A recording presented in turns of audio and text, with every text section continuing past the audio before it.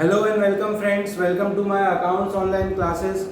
सो friends, जैसा कि आप जानते हैं कि अभी तक हमने पार्टनरशिप अकाउंटिंग के 2 चैप्टर्स कंप्लीट कर लिए हैं, जिसमें कि पहला चैप्टर था फंडामेंटल्स ऑफ पार्टनरशिप और दूसरा चैप्टर था goodwill, nature and it's valuation.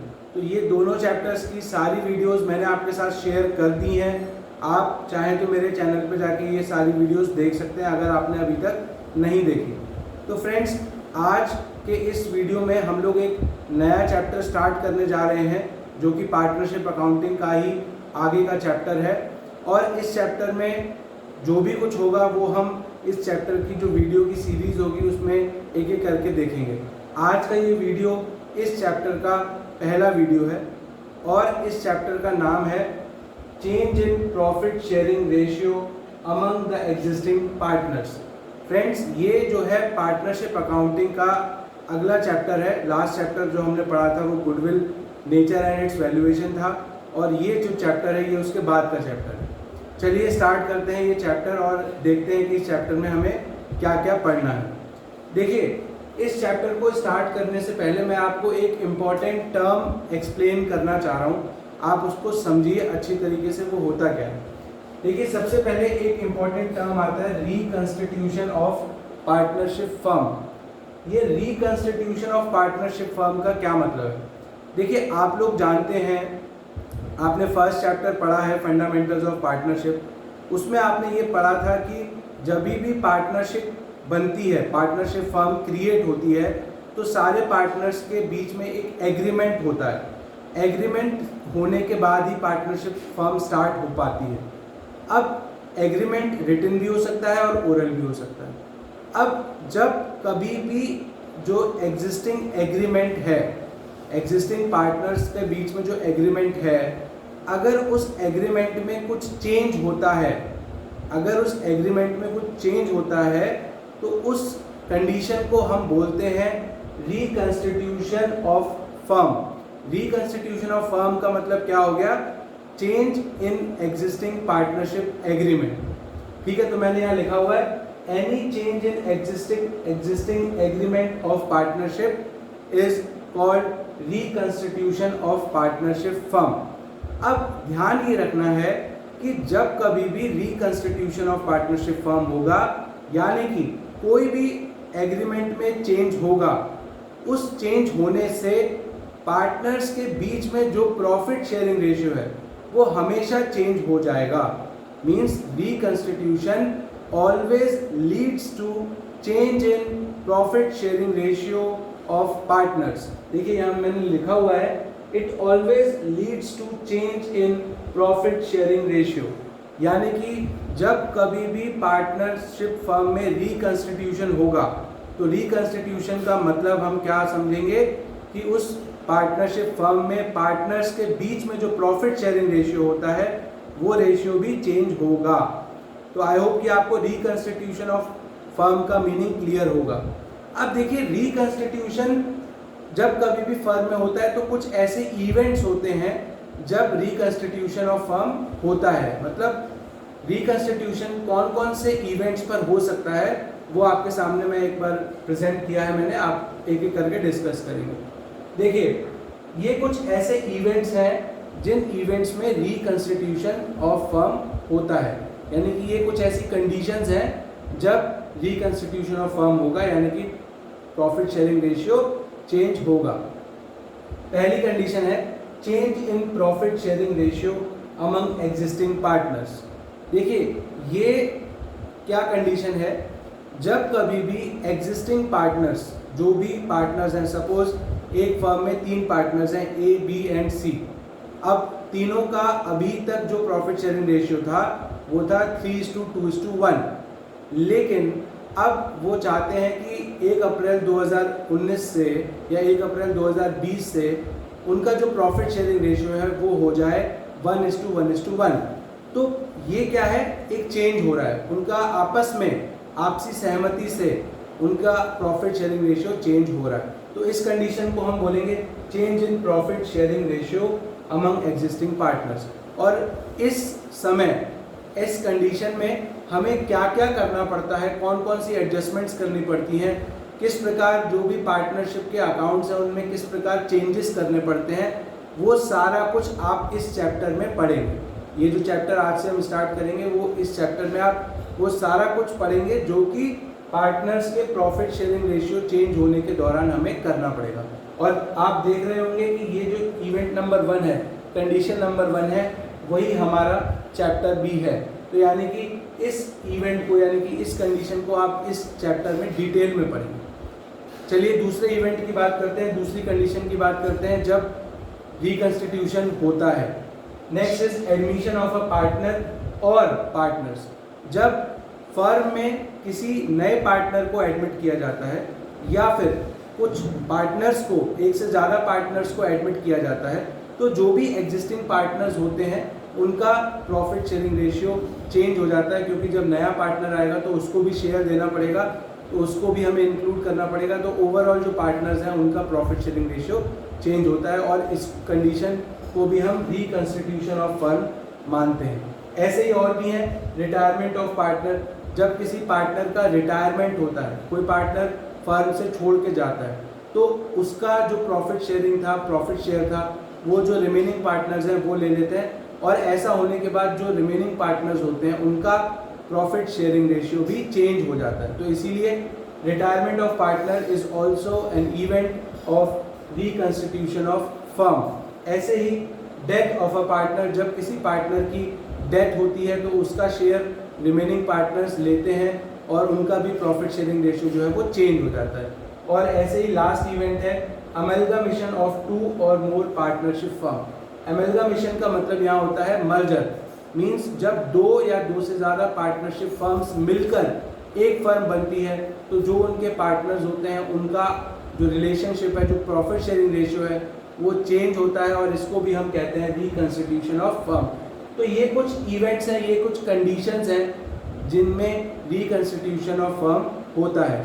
तो इन इवेंट्स में से जो पहला इवेंट है, जो पहली सिचुएशन है, इस सिचुएशन में फर्म क्या करती है, किस प्रकार अपने अकाउंट्स में एडजस्टमेंट करती है, वो सारा कुछ आप इस चैप्टर में पढ़ने वाले हैं। आगे के जो कंडीशंस हैं, आगे के जो इवेंट्स हैं वो आप आने वाले चैप्टर्स में पढ़ेंगे, जैसे कि एडमिशन ऑफ पार्टनर।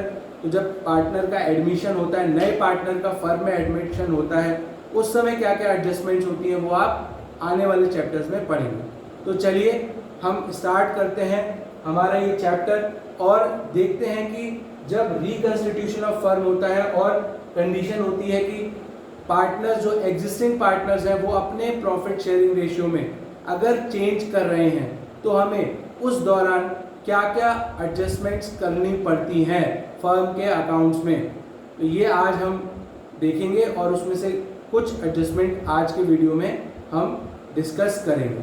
तो चलिए देखते हैं क्या होता है जब पार्टनर्स अपने प्रॉफिट शेयरिंग रेशियो को चेंज करते हैं। देखते हैं। ओके, तो फ्रेंड्स, जब कभी भी पार्टनर्स के बीच में प्रॉफिट शेयरिंग रेशियो चेंज होता है तो उस समय हमें ये एडजस्टमेंट्स करनी पड़ती हैं। जब पार्टनर्स आपस में डिसाइड करते हैं कि उन्हें अपना प्रॉफिट शेयरिंग रेशियो चेंज करना है, तो उस दौरान हमें ये कुछ एडजस्टमेंट्स हैं जो कि हमें कैलकुलेट या फिर परफॉर्म करनी पड़ती हैं। तो देखिए क्या क्या एडजस्टमेंट्स हैं। सबसे पहला, determination of sacrificing ratio and gaining ratio. देखिए, जब कोई भी पार्टनर, जब फर्म में पार्टनर्स आपस में प्रॉफिट शेयरिंग रेशियो चेंज करते हैं तो उस दौरान किसी न किसी पार्टनर को तो फ़ायदा होता है या फिर किसी न किसी पार्टनर को नुकसान होता है। वो फ़ायदा नुकसान कैसे होता है, किसी पार्टनर का जो शेयर है वो नए प्रॉफिट शेयरिंग रेशियो में तो बढ़ जाएगा और किसी पार्टनर का जो शेयर है वो नए प्रॉफिट शेयरिंग रेशियो में कम हो जाएगा, क्योंकि जब पार्टनर्स आपस में प्रॉफिट शेयरिंग रेशियो चेंज करेंगे तो किसी न किसी पार्टनर का तो प्रॉफिट शेयर बढ़ जाएगा नए रेशियो में, या किसी न किसी पार्टनर का जो प्रॉफिट शेयर है वो कम हो जाएगा। तो किसी को फ़ायदा होगा, किसी को नुकसान होगा, यानी कि कोई ना कोई तो पार्टनर अपना शेयर सेक्रीफाइस करेगा और कोई ना कोई पार्टनर अपना जो शेयर है प्रॉफिट में वो गेन करेगा। तो हमें सबसे पहले क्या करना होता है, हमें सबसे पहले सेक्रीफाइस और गेन निकालना होता है कि किस पार्टनर ने कितना सेक्रीफाइस किया और किस पार्टनर ने कितना गेन किया। अगर दो से ज़्यादा पार्टनर सेक्रीफाइस कर रहे हैं तो हम उन दोनों का सेक्रीफाइसिंग शेयर निकाल के सेक्रीफाइसिंग रेशियो निकाल सकते हैं। और अगर दो से ज़्यादा पार्टनर्स गेन कर रहे हैं, दो या दो से ज़्यादा पार्टनर्स गेन कर रहे हैं शेयर, तो हम उनका गेनिंग रेशियो निकाल सकते हैं। तो सबसे पहला काम हमें यही करना होता है, sacrificing ratio and gaining ratio निकालना होता है। तो आज के इस वीडियो में हम आपको बताएंगे कि कैसे सैक्रिफाइसिंग और गेनिंग रेशियो निकाला जाता है। उसके बाद हमें और क्या क्या करना होता है, हमें अकाउंटिंग ट्रीटमेंट करना होता है गुडविल का। जो भी गुडविल उस समय फर्म की वैल्यू की जाती है उसका हमें अकाउंटिंग ट्रीटमेंट करना होता है। ये भी हम आगे आने वाले वीडियोस में आपको बताएंगे। उसके बाद अकाउंटिंग ट्रीटमेंट करना होता है रिजर्व्स का, और जो एक्यूमुलेटेड प्रॉफिट एंड लॉसेज हैं अभी तक के, उन सबको हमें कुछ ना कुछ उनका एडजस्टमेंट करना होता है। ये भी हमें इस चैप्टर में सीखना होगा, आगे की वीडियोस में हम बताएंगे। उसके बाद revaluation of assets and liabilities करना होता है। जब कभी भी चेंज हो रहा है उस दौरान एसेट्स और लायबिलिटीज़ की क्या वैल्यूज़ हैं उनके हिसाब से हमें रीवैल्यूएशन करना होता है। ये भी हम आने वाली वीडियोस में सीखेंगे। और लास्ट में उनकी कैपिटल, जो भी पार्टनर्स हैं उनकी कैपिटल्स को एडजस्ट करना पड़ता है। ये भी हम आने वाली वीडियोस में सीखेंगे। तो ये कुछ एडजस्टमेंट्स हैं जो हमें इस चैप्टर में सीखनी है। तो चलिए स्टार्ट करते हैं सीखना determination of sacrificing and gaining ratio. Okay, तो जब फर्म में partners profit sharing ratio change करते हैं तो प्रॉफिट शेयरिंग रेशियो चेंज होने के बाद किसी न किसी पार्टनर को तो सैक्रिफाइस करना पड़ता है, यानी कि किसी न किसी पार्टनर का शेयर नए प्रॉफिट शेयरिंग रेशियो में कम हो जाता है और किसी न किसी पार्टनर का जो शेयर है न्यू प्रॉफिट शेयरिंग रेशियो में वो बढ़ जाता है। तो सबसे पहले हमें निकालना होता है किस पार्टनर ने कितना सैक्रिफाइस किया और किस पार्टनर ने कितना गेन किया। तो सैक्रिफाइस्ड शेयर निकालने के लिए हमें फॉर्मूला लगाना है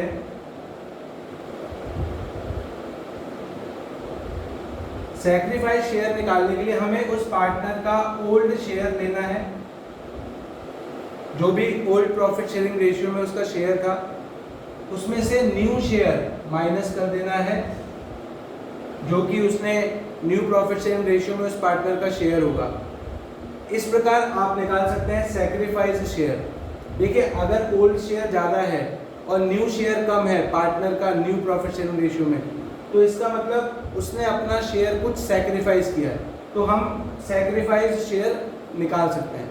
अगर किसी पार्टनर ने गेन किया है तो हम निकालेंगे गेन शेयर। देखिए, अगर कोई पार्टनर गेन करेगा तो उसका न्यू शेयर जो है न्यू प्रॉफिट शेयरिंग रेशियो में जो उसका शेयर होगा वो शेयर ज़्यादा होगा, तो हमें न्यू शेयर में से ओल्ड शेयर को माइनस करना है। ठीक है।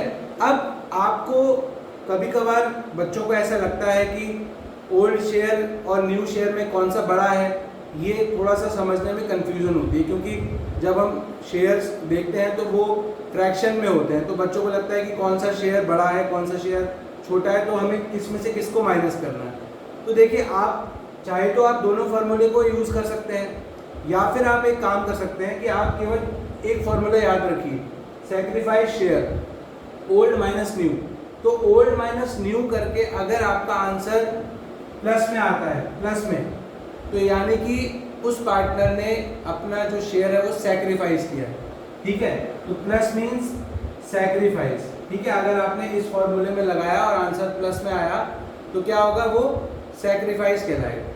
अब आपने सपोज करिए इसी फॉर्मूले को यूज़ किया, ओल्ड माइनस न्यू किया, अब आपका आंसर जो आ रहा है वो माइनस में आ रहा है। तो माइनस का मतलब है कि ओल्ड वाला जो शेयर है वो छोटा है और न्यू वाला शेयर है वो बड़ा है, यानी कि उस पार्टनर ने गेन किया होगा।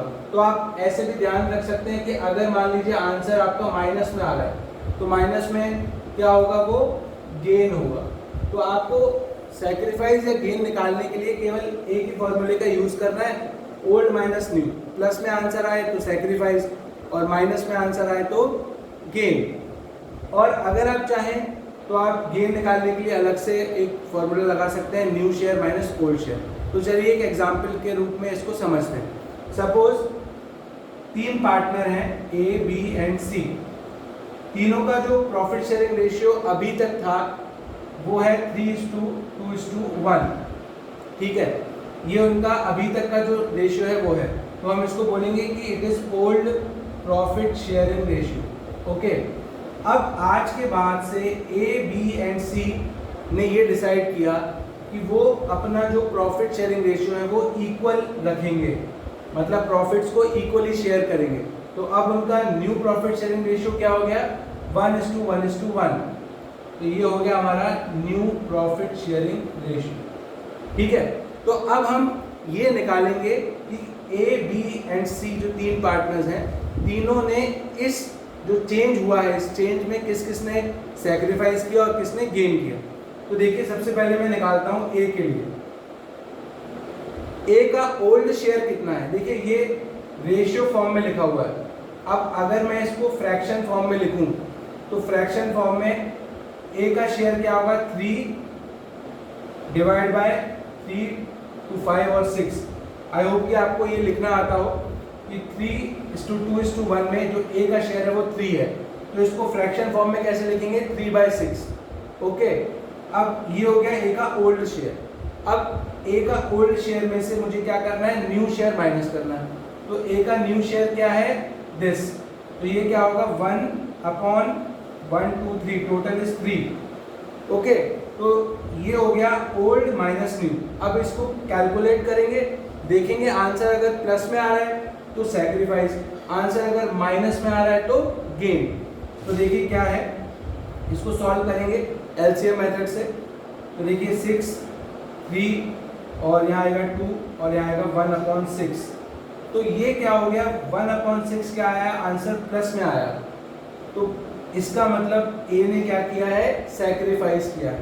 देखिए प्लस में आंसर आया, ओल्ड शेयर उसका ज़्यादा है और न्यू शेयर कम है, तो ये हो गया एज सैक्रिफाइस, ठीक है। तो एज सैक्रिफाइस कितना आ गया, 1/6। अब इसी प्रकार मैं यहाँ पर बी का सैक्रिफाइस निकालता हूँ, ठीक है। अब बी का हम देखेंगे कि अभी हम पहले नहीं पता हमें सैक्रिफाइस है या गेन है, हम ओल्ड माइनस न्यू करके देखते हैं। प्लस में आया तो सैक्रिफाइस, माइनस में आया तो गेन।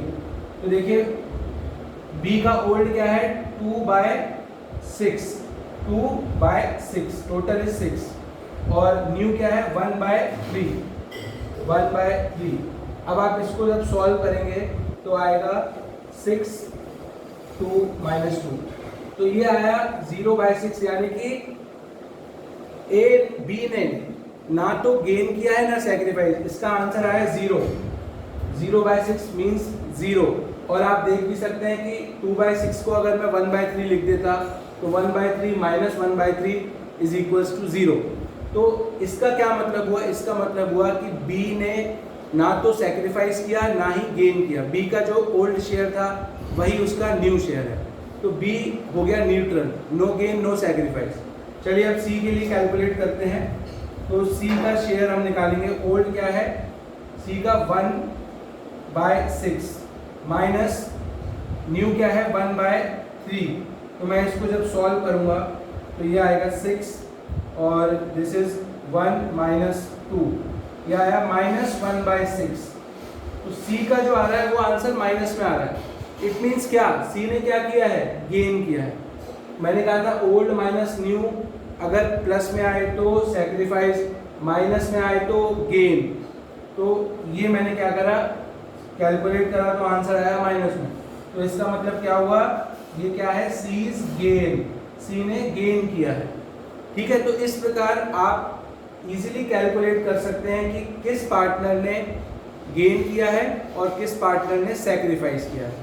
अब एक इम्पॉर्टेंट बात जो मैं आपको यहाँ बताना चाहूँगा, देखिए जब कभी भी फर्म में प्रॉफिट शेयरिंग रेशियो चेंज होता है, कोई भी पार्टनर जितना भी गेन करता है और कोई पार्टनर जितना सैक्रिफाइस करता है, तो टोटल जो गेन है और जो टोटल सैक्रिफाइस है वो हमेशा इक्वल रहता है। आप यहाँ देख सकते हैं, यहाँ पर ए ने क्या किया है, सैक्रिफाइस किया है। कितना सैक्रिफाइस किया था, 1/6, और सी ने क्या करा था, गेन करा था। सी का क्या था, गेन कितना था, 1/6। आप इस माइनस को इग्नोर कर दीजिए, minus is just for gain, ये बताने के लिए कि उसने गेन किया है। तो 1/6 ही उसने गेन किया। ठीक है। तो ए का सेक्रीफाइस यानी कि टोटल 1/6 सेक्रीफाइस हुआ ए के द्वारा और टोटल 1/6 गेन हुआ सी के द्वारा। तो आपको हमेशा ये ध्यान रखना है कि टोटल जो भी गेन होगा वो हमेशा टोटल जो सेक्रीफाइस होगा उसके इक्वल होगा। तो आप देख सकते हैं कि यहाँ 1/6 और 1/6 दोनों इक्वल है। ठीक है।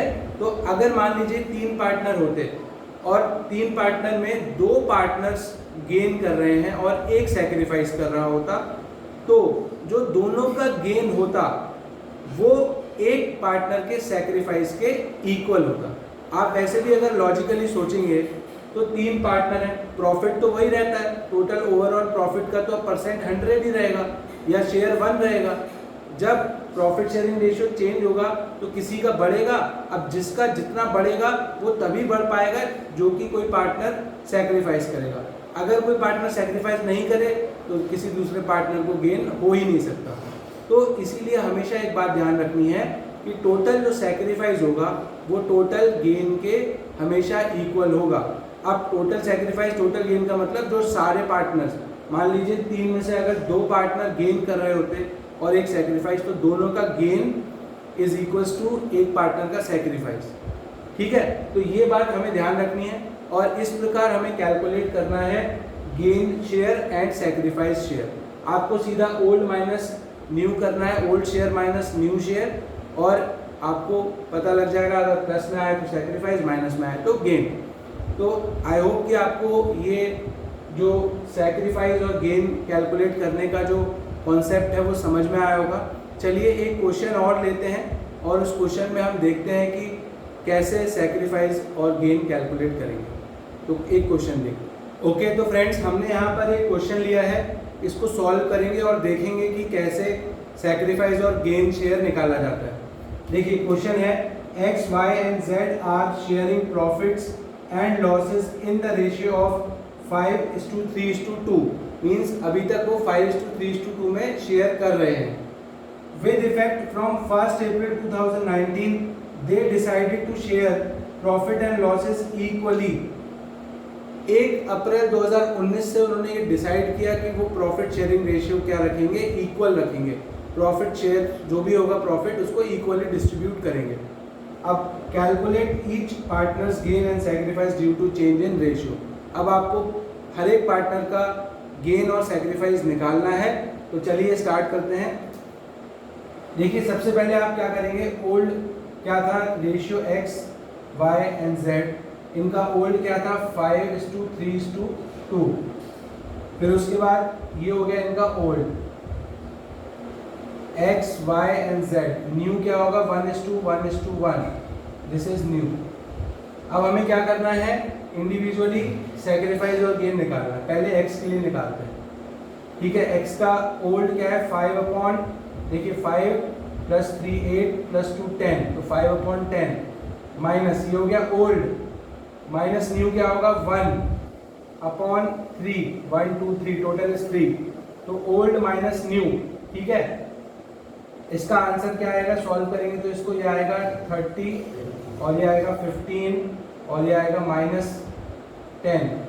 ठीक है, आप क्रॉस मल्टीप्लाई करा 30, फिर यहाँ से ये 15 और 10 × 1 10, तो ये आ गया 5/30। तो ये आया 5/30 और ये आप किस में देख रहे हैं, ये प्लस में आया है। तो यानी कि x ने क्या किया होगा, सेक्रीफाइस। ये क्या होगा, x सेक्रीफाइस। ठीक है, ये x का सेक्रीफाइस हो गया क्योंकि प्लस में आंसर आया, ओल्ड माइनस न्यू करने पे। उसके बाद y के लिए निकालते हैं। y का शेयर है old 3/10 minus new share is 1/3, equal है सबका। तो इसका सॉल्व करेंगे तो ये आएगा 30 और 9 - 10।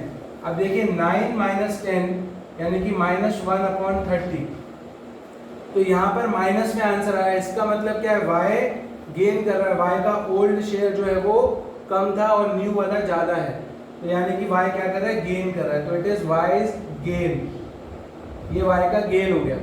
अब ऐसे ही z के लिए निकालते हैं। z का ओल्ड इज 2/10 और न्यू इज 1/3। ठीक है, तो ये आ गया 30 और 6 - 10, -4/30। तो z का भी क्या आया, माइनस में आया है 4/30। तो यानी कि z का भी क्या हो गया, गेन। आप चाहें तो न्यू, अगर आपको लग रहा है कि y का गेन है ऐसे ही देखकर, तो आप डायरेक्ट न्यू माइनस ओल्ड भी कर सकते हैं, तो भी आंसर यही आएगा, लेकिन प्लस में आ जाएगा। बट वो हम नहीं करते, हम क्या करते हैं, हर केस में ओल्ड माइनस न्यू करें, और प्लस में आ रहा है तो सेक्रीफाइस, माइनस में आ रहा है तो गेन। अब यहाँ पर मैंने तीनों का सेक्रीफाइस और गेन निकाल लिया। x ने करा सेक्रीफाइस, y ने करा गेन, और z ने भी करा गेन। अब मैंने आपको एक बात कही थी कि पार्टनर्स जितना भी सेक्रीफाइस करेंगे वो टोटल गेन के इक्वल होगा। तो मैं यहाँ पर वो चेक भी करके दिखा देता हूँ आपको। देखिए x का सेक्रीफाइस है 5/30, तो 5/30, और इन दोनों का गेन है, अगर मैं इन दोनों के गेन को जोड़ दूँ 1/30 और ये 4/30, इनको मैं प्लस कर दूँ। देखिए माइनस का sign is just for showing the gain, ठीक है, उसके बाद उसका कोई मतलब नहीं है, इग्नोर कर दीजिए इसको। अब इन दोनों शेयर को मैंने जोड़ा, तो ये टोटल हुआ है गेन, और ये हुआ है हमारा सेक्रीफाइस। तो आप देख लीजिए, इसको आप जोड़ेंगे तो जोड़ के 5/30 ही आएगा, तो गेन और सेक्रीफाइस इक्वल। तो आई होप कि आपको ये क्लियर हुआ होगा। अब इसमें एक बात और आपको मैं बता दूं, जैसे y और z यहाँ गेन कर रहे हैं, अब अगर हमसे कोई पूछे कि y और z ने किस रेशियो में गेन किया, यानी कि गेनिंग रेशियो निकालना अगर हमें कोई पूछता है तो हम कैसे कर सकते हैं। देखिए यहाँ मैं गेनिंग रेशियो निकाल रहा हूँ, गेनिंग रेशियो। अच्छा, अब यहाँ गेन कौन कौन कर रहा है, y and z। y gain कर रहा है और z गेन कर रहा है, तो y का गेन है 1/30 और z का गेन है 4/30। तो इनका गेनिंग रेशियो निकालने के लिए आप क्या करेंगे, इन दोनों को रेशियो फॉर्म में लिख देंगे। तो रेशियो फॉर्म में लिखने के लिए अगर डिनोमिनेटर सेम है तो हम इसको क्या लिख सकते हैं, 1:4, यानी कि y और z का गेनिंग रेशियो कितना हो गया, 1:4। तो यहाँ पर हम गेनिंग रेशियो भी निकाल सकते हैं, गेनिंग रेशियो। लेकिन ध्यान रहे, गेनिंग रेशियो या सेक्रीफाइसिंग रेशियो तभी निकाल सकते हैं जब एक बार में दो पार्टनर्स, एटलीस्ट दो पार्टनर्स या दो से ज़्यादा पार्टनर्स सेक्रीफाइस कर रहे हो या गेन कर रहे हो। अगर दो या दो से ज़्यादा पार्टनर सेक्रीफाइस कर रहे हैं तो उनका इंडिविजुअल सेक्रीफाइस शेयर निकाल के हम सेक्रीफाइसिंग रेशियो निकाल लेते हैं, और अगर दो या दो से ज़्यादा पार्टनर्स गेन कर रहे हैं तो हम उनका इंडिविजुअल गेन शेयर निकाल के गेनिंग रेशियो निकाल लेते हैं, जैसा कि मैंने अभी आपको करके दिखाया। तो आई होप कि ये क्वेश्चन आपको समझ में आया होगा। आप इसी प्रकार के और क्वेश्चंस ट्राई कर सकते हैं और गेन और सेक्रीफाइस कैलकुलेट कर सकते हैं। देखिए ये इस चैप्टर में जो एडजस्टमेंट्स हैं उसमें सबसे पहला एडजस्टमेंट है, और ये बहुत ही इम्पॉर्टेंट है क्योंकि आने वाले जितने और 4-5 एडजस्टमेंट आपको इस चैप्टर में सीखने हैं उन सब में इस कॉन्सेप्ट का यूज़ होगा। तो ये कॉन्सेप्ट आप अच्छे से सीख लीजिए, इस वीडियो को पूरा देखिए और इससे रिलेटेड कुछ क्वेश्चंस ट्राई करिए। तो आज के लिए हम इतना ही रखते हैं, आने वाली वीडियोस में हम और भी आगे के टॉपिक्स डिस्कस करेंगे। तो आज के लिए इतना ही। Thank you and have a nice day.